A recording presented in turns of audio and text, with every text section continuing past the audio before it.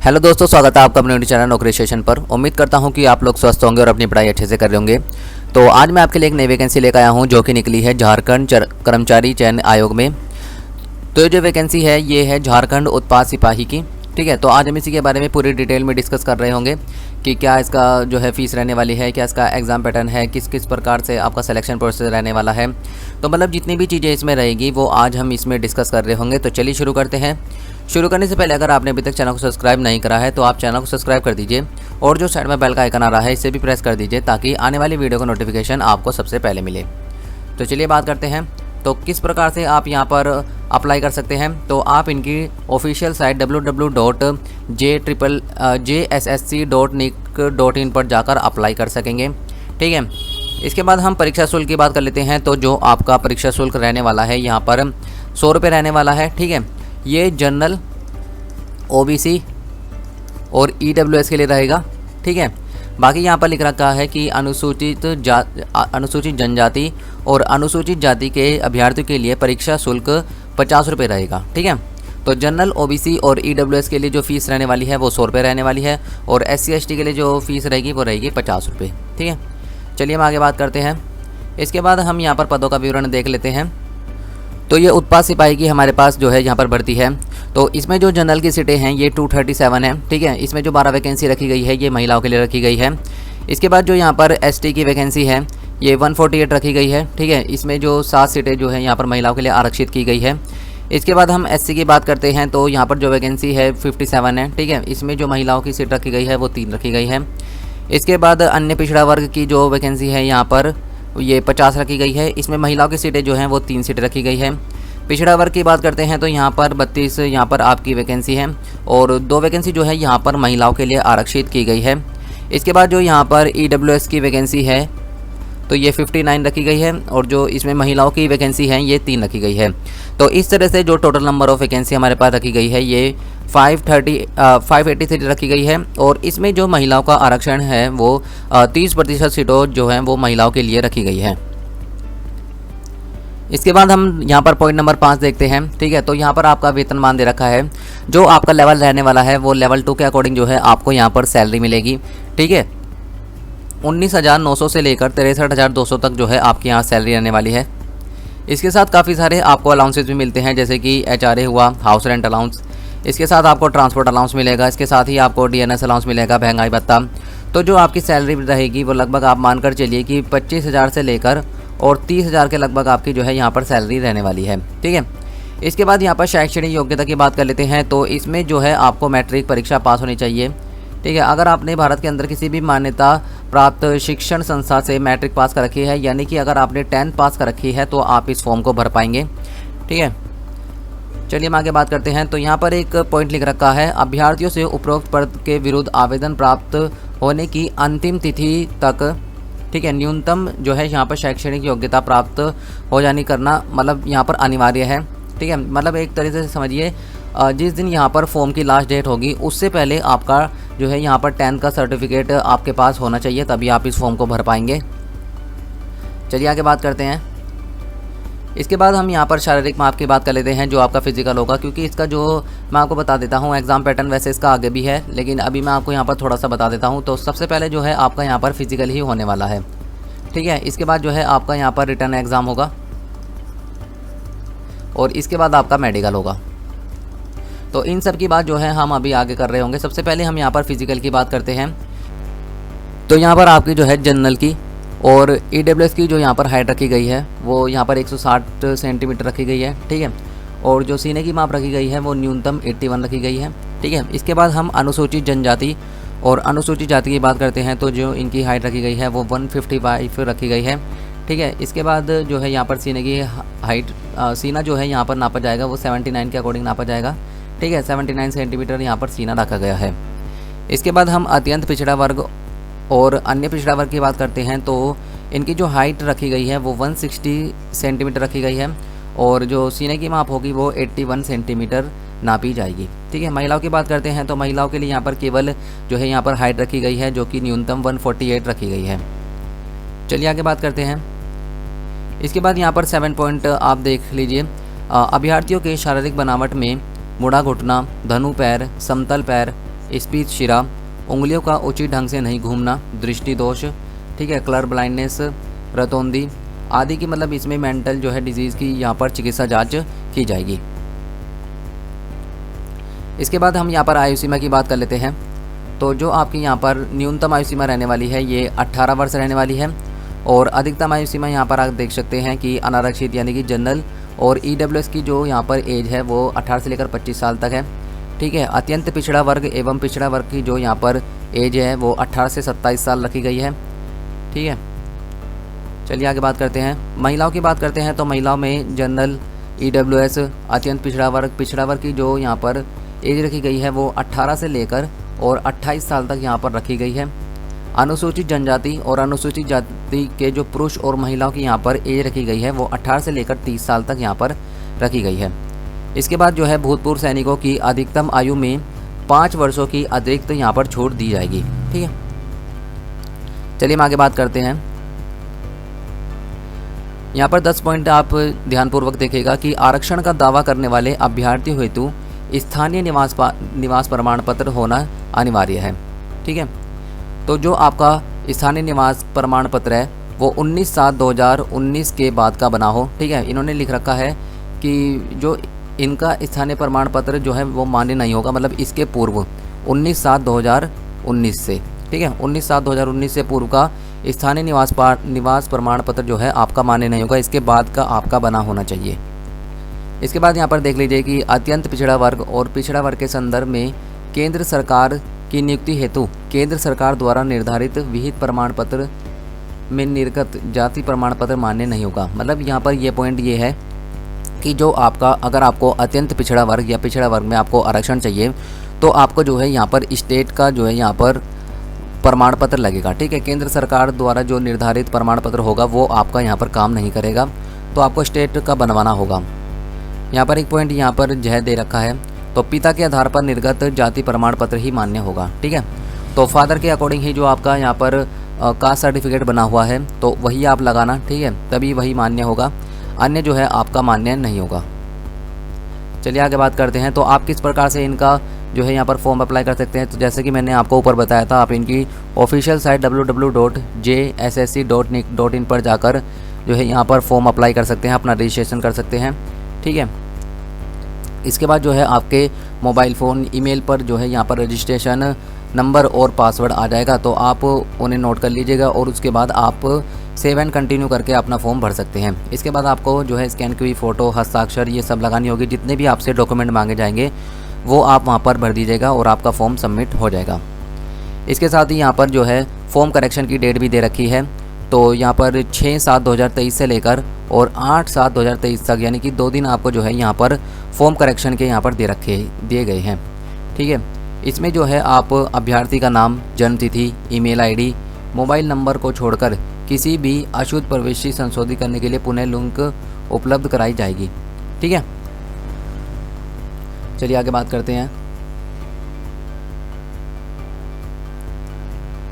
इसके बाद यहाँ पर देख लीजिए कि आपके फॉर्म कब से कब तक भरे जाएंगे। इंपॉर्टेंट डेट्स की बात कर लेते हैं।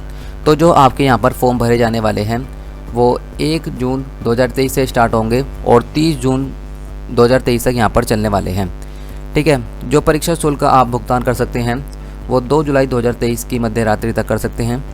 इसके साथ ही जो आप अपने फ़ोटो एवं हस्ताक्षर अपलोड करने की अंतिम तिथि यहाँ पर दे रखी है इन्होंने एवं प्रिंट आउट करने की, वो 4 जुलाई 2023 तक आप जो है यहाँ पर कर सकते हैं। इसके बाद मैंने आपको यहाँ पर करेक्शन डेट दे रखी है, तो 2 दिन आपको करेक्शन डेट के दिए जाएंगे, 6/7/2023 यानी कि 6 जुलाई 2023 से लेकर और 8 जुलाई 2023 तक जो है आप यहाँ पर करेक्शन कर सकेंगे। चलिए आगे बात करते हैं। तो परीक्षा शुल्क आप किस प्रकार से यहाँ पर भुगतान कर सकते हैं। तो आप ऑनलाइन जो है यहाँ पर payment to proceed, submit to proceed payment click पर करके यहाँ पर आप अपनी फ़ीस सबमिट कर सकते हैं। जब आप फॉर्म कंप्लीट कर लेंगे तब ये लिखा हुआ आएगा submit to proceed payment click, तब वहाँ जाकर आप जो है अपनी पेमेंट कर सकते हैं।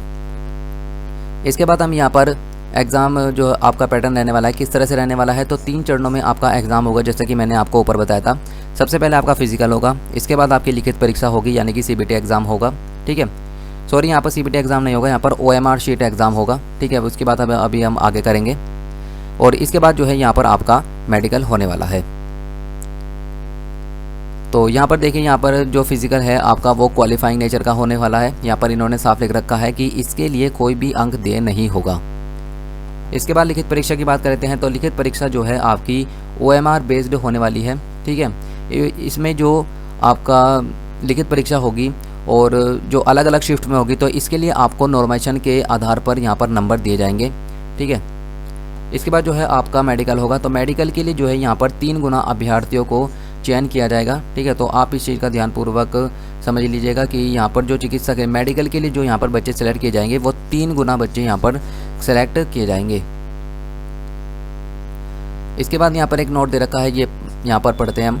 तो यहाँ पर लिख रखा है, चिकित्सीय जांच उपरांत प्रमाण पत्रों का सत्यापन आयोग द्वारा करते हुए परीक्षा फल प्रकाशित किया जाएगा। यानी कि इसके बाद जो है आपका डॉक्यूमेंट वेरिफिकेशन हो रहा होगा और उसके बाद आपकी फाइनल मेरिट लिस्ट लगेगी, जिससे इसके बाद हम यहाँ पर लिखित परीक्षा की बात करते हैं। तो लिखित परीक्षा में आप देख लीजिए कि प्रत्येक प्रश्न जो है वो आपका 3 अंक का होने वाला है। तो सबसे पहले हम यहाँ पर पहले पत्र की बात कर लेते हैं। तो सबसे पहले आपका यहाँ पर पहले पत्र में 2 सब्जेक्ट पूछे जाएंगे। एक तो हिंदी भाषा पूछा जाएगा जिसके 80 प्रश्न पूछे जाएंगे, और सेकंड जो है आपका अंग्रेजी भाषा पूछा जाएगा जिसके 40 प्रश्न पूछे जाएंगे। तो कुल मिलाकर आपसे जो है यहाँ पर 120 प्रश्न पूछे जाने हैं।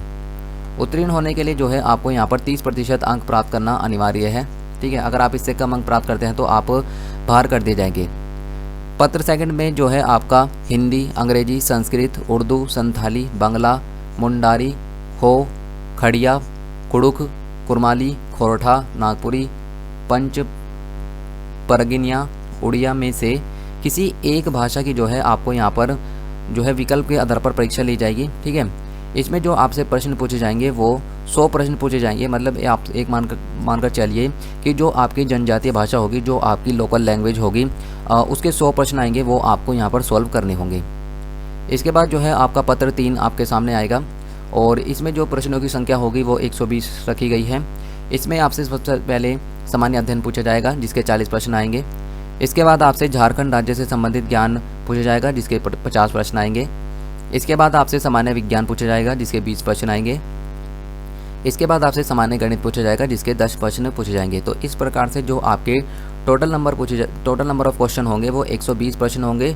जैसे कि मैंने आपको बताया कि एक प्रश्न जो है वो 3 नंबर का होगा, यानी कि 360 नंबर के आपके यहाँ पर जो है ये प्रश्न पत्र 3 रहने वाला है, ठीक है। बाकी आप यहाँ पर देख सकते हैं जैसे कि 100 प्रश्न है तो आप 3 नंबर का एक क्वेश्चन है तो ये 300 का हो गया, ठीक है।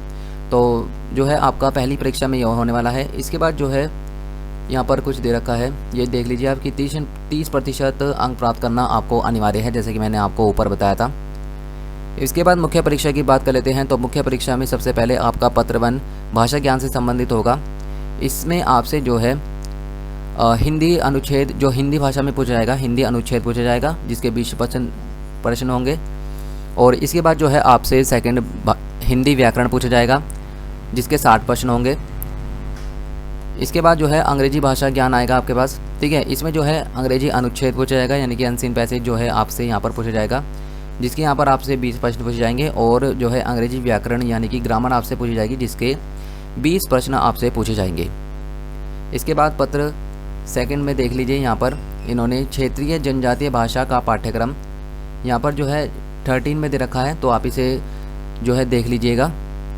इसके बाद हम यहाँ पर पत्र 3 की बात करते हैं। तो सामान्य ज्ञान से आपसे प्रश्न पूछे जाएंगे, जितनी भी आपकी आसपास की घटनाएं होती है, ठीक है, वर्तमान घटनाएं, दिन प्रतिदिन की होने वाली घटनाएं, ठीक है, और समय सामयिक विषय, राष्ट्रीय और राज्य स्तरीय पुरस्कार, भारतीय भाषाएं, पुस्तक, लिपि, राजधानी, मुद्रा, खेल खिलाड़ी, महत्वपूर्ण घटनाएं, भारत का इतिहास, संस्कृति, भूगोल, पर्यावरण, स्वतंत्रता आंदोलन, भारतीय कृषि, प्राकृतिक संसाधन, ठीक है, और प्रमुख विशेषता, भारत का संविधान, राज्य व्यवस्था, पंचायती राज, सामुदायिक विकास, झारखंड राज्य की सामान्य जानकारी जो है आपसे यहाँ पर पूछी जाएगी, ठीक है। इसके बाद झारखंड राज्य से संबंधित जो ज्ञान में आपसे क्या क्या पूछा जाएगा, तो झारखंड राज्य के लिए जो भूगोल है, ठीक है, इतिहास है, सभ्यता संस्कृति है, भाषा साहित्य है, स्थान और खान खनिज, उद्योग, राष्ट्रीय आंदोलन में जो है झारखंड का योगदान क्या रहा है, और इसके बाद विकास योजनाएं और खेल खिलाड़ियों से संबंधित जो है आपसे प्रश्न पूछे जाएंगे। इसके बाद सामान्य विज्ञान की बात करते हैं। तो सामान्य विज्ञान में जो है आपसे सामान्य विज्ञान के प्रश्न, दिन प्रतिदिन के अवलोकन एवं अनुभव पद आधारित जो है आपसे विज्ञान पूछा जाएगा। ठीक है। इसके बाद गणित की बात करते हैं तो 10वीं तक के स्तर की जो है आपसे यहाँ पर गणित पूछी जाएगी। ठीक है। तो 10th लेवल की आपसे यहाँ पर मैथ्स पूछी जाएगी। इसके बाद हम यहाँ पर फिजिकल की बात कर लेते हैं। तो यहाँ पर इन्होंने लिखा रखा है मात्र पुरुष अभ्यर्थियों के लिए सीने की माप की जांच की जाएगी। ठीक है। महिलाओं के लिए क्राइटेरिया नहीं रखा गया है। इसमें पुरुषों के लिए जो यहाँ पर रनिंग रखी गई है वो 10 किलोमीटर की रनिंग करनी होगी आपको, जिसके लिए आपको 60 मिनट का समय दिया जाएगा। महिलाओं के लिए ये जो रनिंग होगी वे 5 किलोमीटर की होगी, जिसके लिए आपको 40 मिनट का यहाँ पर समय दिया जाएगा। ठीक है। इसके बाद जो है यहाँ पर आपका मेडिकल होगा और इसके बाद जो है आपकी यहाँ पर फाइनल मेरिट लिस्ट लगने वाली है। मेडिकल में आपसे आपका जो है यहाँ पर शारीरिक बनावट देखी जाएगी। मुड़ा घुटना, धनु पैर, समतल पैर, स्पीच शिरा, उंगलियों की उचित ढंग से नहीं घूमना, दृष्टि दोष, कलर ब्लाइंडनेस, जैसे कि मैंने आपको सभी चीज़ों पर बताई थी, रतौंधी वगैरह की आपकी यहाँ पर जांच की जाएगी। ठीक है। मुख्य परीक्षा के आधार पर जो है आपकी यहाँ पर मेरिट लिस्ट जो है यहाँ पर बनेगी। ठीक है। तो जो आपका यहाँ पर OMR शीट बेस्ड एग्ज़ाम होगा उसी के आधार पर यहाँ पर आपकी मेरिट लिस्ट बनने वाली है। यदि यहाँ पर आपके जो है यहाँ पर इक्वल मार्क्स आते हैं तो जो उसके बाद आपका निर्धारण किया जाएगा वो जन्मतिथि के आधार पर किया जाएगा। ठीक है। जो है जन्मतिथि के अकॉर्डिंग आपको जो है यहाँ पर सिलेक्ट किया जाएगा। यदि आपका जन्मतिथि भी समान होता है, यानी कि आपके डेट ऑफ बर्थ भी यहाँ पर सेम होती है दो कैंडिडेट्स की, तो उसके बाद जो है आपके 10th के यहाँ पर मार्क्स देखे जाएंगे, उसी के आधार पर ही आपको जो है यहाँ पर सिलेक्शन मिलेगा। तो इस चीज़ को आप ध्यानपूर्वक समझिएगा। चलिए आगे बात करते हैं, कुछ और इंपॉर्टेंट चीज़ें देख लेते हैं। तो अगर आप इसके लिए मान्य हैं तो आप इसका फॉर्म ज़रूर भरिएगा। ठीक है। इसके बाद यहाँ पर देखिए एक पॉइंट यहाँ पर दे रखा है कि जो विद्यार्थी हैं वो 7 दिनों के अंदर, जब आपका परीक्षा फल आना होगा उसके 7 दिनों के अंदर जो है 500 रुपये शुल्क देकर पुनर्मूल्यांकन करा सकते हैं। यानी कि आप जो है यहाँ पर री एग्ज़ामिन आप अपना जो है जो आप एग्ज़ाम देंगे वो करा सकते हैं। ठीक है। इसके लिए जो आपको परीक्षा शुल्क देना होगा वो 500 रुपये देना होगा। इससे आपकी जो है जो आपका एग्ज़ाम है वो दोबारा से चेक हो पाएगा। चलिए आगे बात करते हैं। इसके बाद एक पॉइंट यहाँ पर दे रखा है कि परीक्षा केंद्र के अंदर कोई भी मोबाइल फ़ोन, पेजर, ब्लूटूथ और यदि इलेक्ट्रॉनिक उपकरण ले जाना बिल्कुल वर्जित है। ठीक है। तो आप इस चीज़ का ध्यान रखिएगा। कोई भी मोबाइल फ़ोन, पेजर, ब्लूटूथ या कोई भी ऐसी इलेक्ट्रॉनिक चीज़ है तो आप उसे अंदर मत ले जाइएगा। चलिए हम आगे बात करते हैं।